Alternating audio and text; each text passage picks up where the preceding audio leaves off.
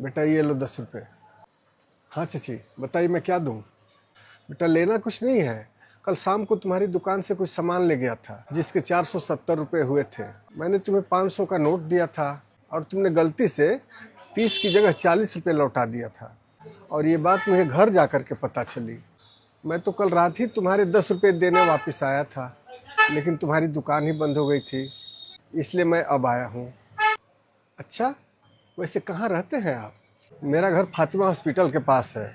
अरे चाचा जी, 10 रुपये वापस करने के लिए आप 4 किलोमीटर से आए हैं। अरे अगली बार जब सामान लेने आते तब दे देते। वैसे भी इस 10 रुपये से मुझे कौन सा फ़र्क पड़ने वाला है। जानते हो बेटा, मेरा बेटा अब इस दुनिया में नहीं है, लेकिन वो हमेशा कहता था किसी का पैसा अपने पास नहीं रखना चाहिए। जिसका पैसा है उसे दे दो, जिसका पैसा है वो चुप रह सकता है, लेकिन अगर हमने किसी का पैसा रख लिया तो उसका हिसाब ऊपर वाला करता है, और हमारे किए की सज़ा हमारे साथ साथ हमारे परिवार और हमारे बच्चों को मिलती है। अच्छा ठीक है बेटा, मैं चलता हूँ। अरे राजू, जरा दुकान देखना, मैं अभी आता हूँ।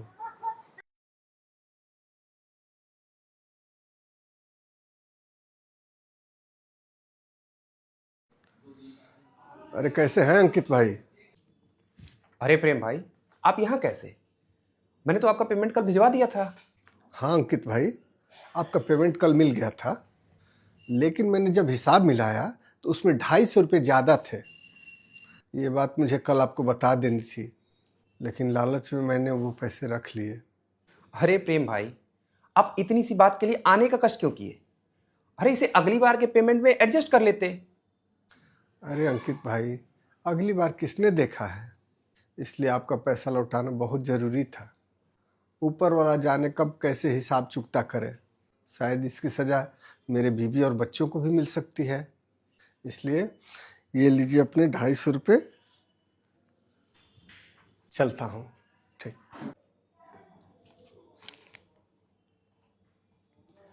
राजू, जरा दुकान देखो, मैं अभी आता हूँ। बेटा घर पे कोई है? आप बैठिए, मैं दादाजी को बुलाता हूँ। हाँ बेटा बताइए। चाचा जी नमस्ते, मैं रमेश का दोस्त हूँ। दरअसल बात ऐसी है कि मैं और रमेश पिछले कई सालों से एक नया बिजनेस स्टार्ट करने के लिए पैसे जोड़ रहे थे, लेकिन बीच में ही रमेश हमें छोड़कर चला गया। हम दोनों ने मिलकर 30 लाख रुपए जमा किए थे। लेकिन रमेश ने इसके बारे में कभी मुझसे जिक्र तो नहीं किया। और ये बात हम दोनों के अलावा कोई नहीं जानता, इसीलिए मेरे मन में लालच आ गया। लेकिन आज मेरे एक दोस्त की वजह से मेरे जमीन ने मुझे बुरी तरह से झकझोरा, और मुझे एहसास हुआ कि अगर मैं किसी का पैसा खाऊं तो उसकी हाय मुझे ही नहीं, मेरे बीवी बच्चों को, मेरे परिवार को भी लग सकती है। और रमेश भी तो यही बोलता था।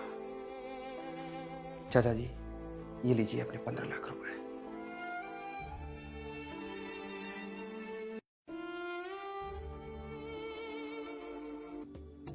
चलता हूँ। खुश रहो बेटा।